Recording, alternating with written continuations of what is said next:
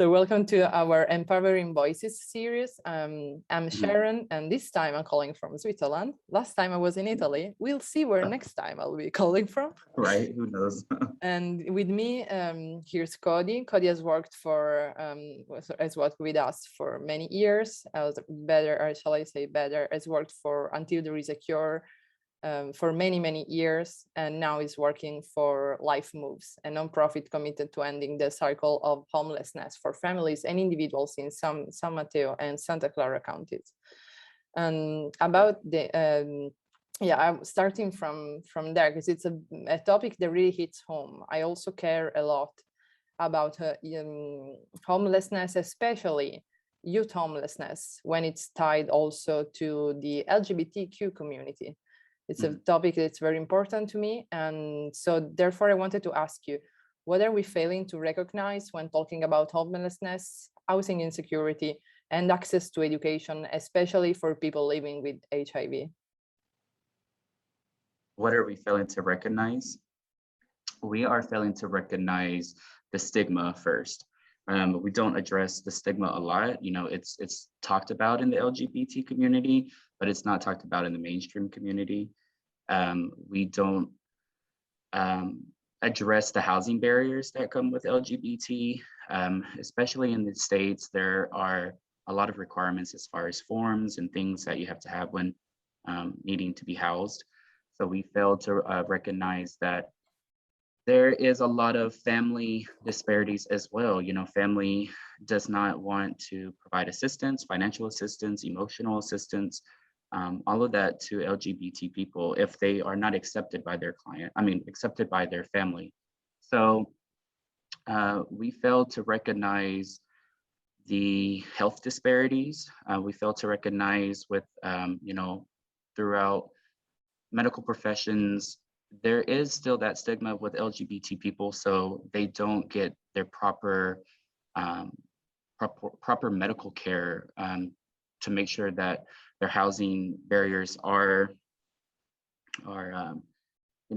everything's linked together. So we fail to recognize of housing barriers with family, with medical professions, and the stigma. Yes, totally. I really resonate with you saying that everything is linked together, because maybe it's not something that comes to mind as a first thing, but it definitely is. So being accepted by your family or having a support system can be like really life-changing when it comes to the conversation about homelessness, access to education, being queer, part of the LGBTQ community, living with HIV/AIDS. So the HIV/AIDS conversation, we maybe don't fail to consider also all these little like links that could really make a difference. And about this, what are the main concerns regarding the LGBTQ community and its correlation to homelessness? Because I know it's a very it's talked a lot now in mainstream media, and I'm so glad that it is. People are starting to recognize this as a problem. Many shelters are opening up again. Many associations are starting also to help the youth queer community. So I really wanted to ask you about these correlations between homelessness or housing instability and LGBTQ. Say that again. You said the correlation between the housing barriers and LGBT people. Yeah, and housing barriers, homelessness, or what can also be recognized as housing insecurity. Yeah, absolutely. So with the correlation is, well, one, being LGBT in itself. That's very hard. Like I said earlier, if your families do not support you during your coming out, then you're not able to have the proper foundation. So, you're not able to have families to help you with housing. So then you're forced outside, and then you're forced to not have any financial stability. So the barriers come with, you don't have any rental history. You don't have any landlords or, any anyone to prove that you're a stable tenant for housing. So then what happens is that because of all of that, you're unable to properly seal. This is if you're starting off as young, you know. So as you start getting older, you then can acquire all of these things. But when you're first starting off and you're completely banished, you know, from your family's house and all that stuff, the barriers come into not having proper documentation to go to get the housing. You know, you don't have any legitimate forms to say that you're a good tenant and that you're not going to that you're going to pay your rent, that you're going to you know, be a tenant that's going to record, that's going to do what they need to do to make sure that the lease is successful. So you don't have all of that because of proper foundation from your family. So then what that does is that it leads the person to do you know, things that they wouldn't normally do because they need housing. And then that's where most individuals, you know, not all, but most LGBT individuals tend to do things, you know, a lot of sex work. They tend to, you know, some report to drugs, some go, you know, do other means to just get by in life because of, you know, housing. And I see right now in my field of work that a lot of them just don't have the employment as well to help with their income. I mean, to help with their rent, and they also don't have the rental history to back up to be able to get into to an apartment or into a house or to any type of housing. So the correlation is that I do think that it starts off with family and it starts off with having a stable foundation. Yeah, no, I totally agree. Family can be one of the most important factors when talking about the conversation about the independence. So starting to having a safe space when you can be yourself and trying to figure out who you are and what do you want to do with your life, what are your passions. And if you don't have a safe space, everything is centered around finding one, or just finding shelter and care, and of course healthcare. Related to that, also keeping on the conversation about LGBT, also working in this field, I wanted to ask you, what are some advantages and disadvantages, in your opinion, of growing up in the South versus living in the Bay Area, and what are the main differences that you witness in your field with your job every day? Mm-hmm. So the advantages of living in the South is the fact that you're able to see exactly the lack of resources that you have. And depending on the type of person, you get to either decide, am I going to be a victim of the circumstances, or am I going to do something about it to, you know, either propel myself, or am I going to do something to help someone, you know? So that's the advantage, is the fact that you get to see the lack of resources. The disadvantages is the fact that there are a lack of resources. There is a lack of information. There's a lack of transportation. If you do have HIV, you know, if you're living in the country, the transportation in the States is not the best, especially in the South, public transportation. So, you know, you may live 30 miles outside of a hospital with the proper insurance to afford for anything that's related to HIV. So there's lack of education, lack of transportation, lack of resources.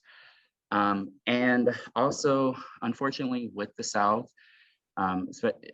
in the Deep South, it is Christianity, religion is very centered. And if you're not conforming to those beliefs, then it can be very hard on an LGBT individual.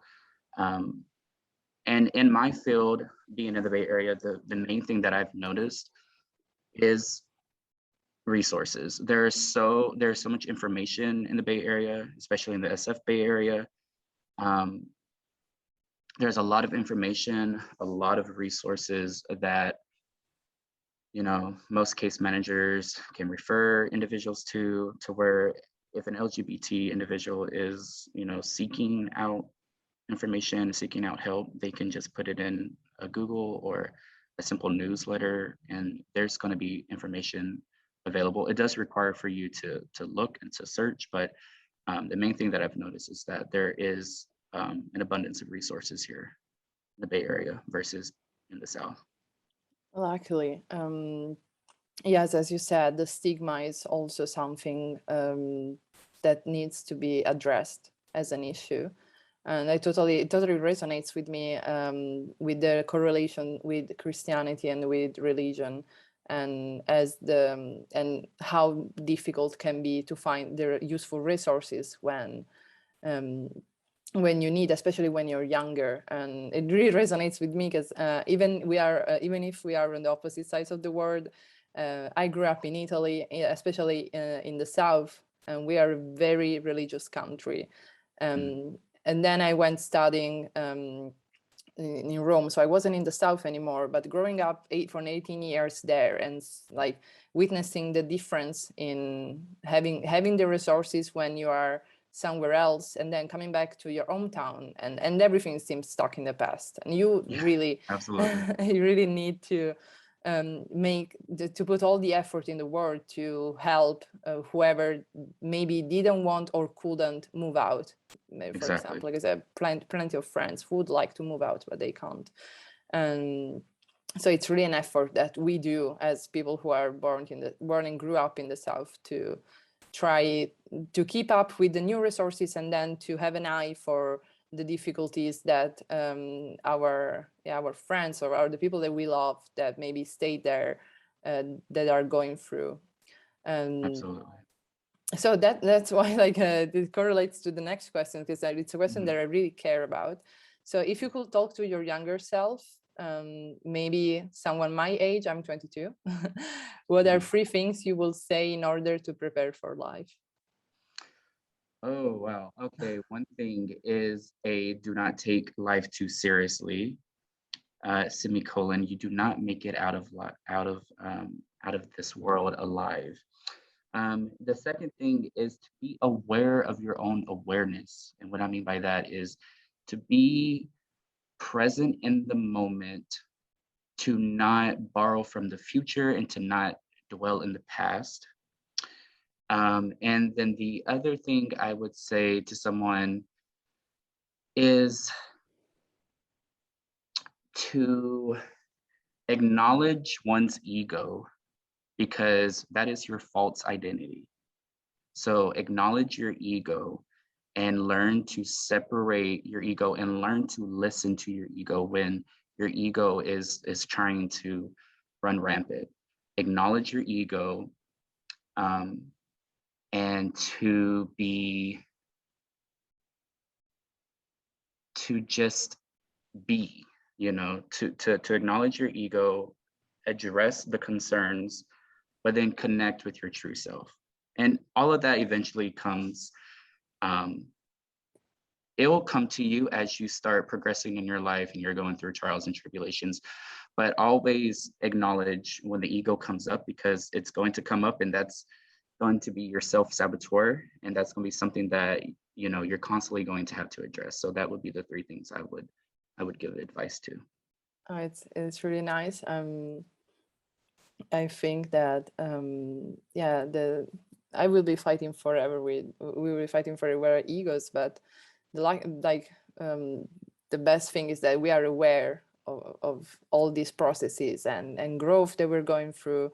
And I'm so glad that your generation can talk about these topics in such a positive and encouraging way with my generation, that we are keeping up this conversation with this dialogue, even if we are crossing countries and age gaps and generations. It's so moving, but it's so nice.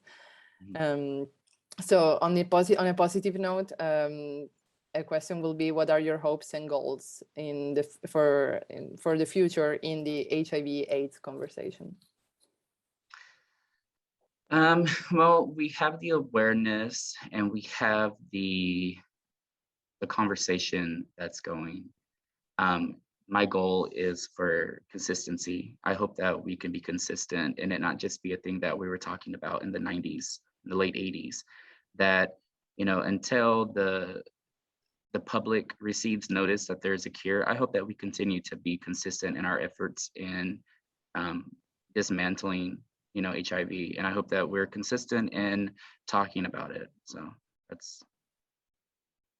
those are my goals. Those are what I hope that we are continuing to push the boundaries medically, to push the boundaries as far as communication and awareness of it.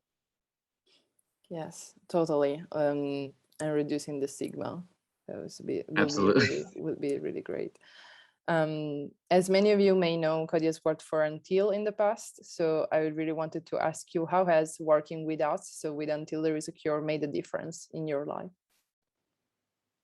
Well, it's propelled me into the career that I'm in right now. It just gave me a better understanding of who I am as a person. Having to connect to the South, where I was from, and having to connect to other LGBT people gave my own awareness to myself of who I was. And it helped me to do what I needed to do, so I can go where I needed to go. So it really was more of a self-reflection, like a mirror. It gave me, a lot of it gave me insight of who I really was, and what was going on, because we tend to turn a blind eye to a lot of things that don't relate to us. So it gave me a lot of information on exactly what's going on with HIV individuals. So yeah, it definitely gave me a lot of insight. And it's really nice. It's also an experience that I would totally suggest to anyone who's interested in reducing the stigma and also making a change. We're change makers, and each to their own. We as maybe audiovisual interns with information and reducing the stigma and creating more resources available for those who need it. And there is also like a more executive side. It's like a big family, and we are working together towards our goal. I would like to end this conversation with a question that I always ask. It's like a trademark. So, okay. What's a quote that you live by? What is a quote that I live by? By failing to prepare, you're preparing to fail. And that's by Albert Einstein, I believe. It really resonates well with me. And I also like to go with obviously life is too short, but I really like the first part, by failing to prepare, you're preparing to fail. It's in all aspects, by failing to prepare yourself emotionally, physically, what you do in the present is what's going to happen in the future. And by failing to do all the necessary things for yourself, you're setting yourself up for failure in the future. Totally. It really resonates with me as a 22 years old. I was trying to figure something out. Yeah, totally. It's so relatable. And I'm really glad that you managed to find the time for us at Until to have this conversation. For me, it has been really meaningful. And it's been nice to having the ability to talk to somebody who was once in my place as an intern, and now is working for Life Moves. Now it is your job is actually making a change in our society. I think that's one of the greatest things, that we can rely on each other, and Absolutely. we hope to leave the world in a better way than we found it. So it's really Absolutely. great. You're free, don't worry. I hope that I hope that it wasn't too long, so you're free to prepare for your next appointment. It's been really great, and I of course will forward you and email you all the materials that we will edit and come out with the final product. But it has been such a great pleasure to meet you, and I hope that we keep in touch here at Until. Yes, we absolutely need to keep in touch. Italy is a country where I have been wanting to go for so long. And I want to do things that are not touristy. I want to know what all the locals are doing. Like, what are some good spots besides touristy spots? So I will definitely keep in touch. Thank you so much for letting me, shed some light. I do appreciate it. Thank you so much, Sharon. Thank you. Bye. Have a nice rest of your day. Absolutely. You too. Thank you.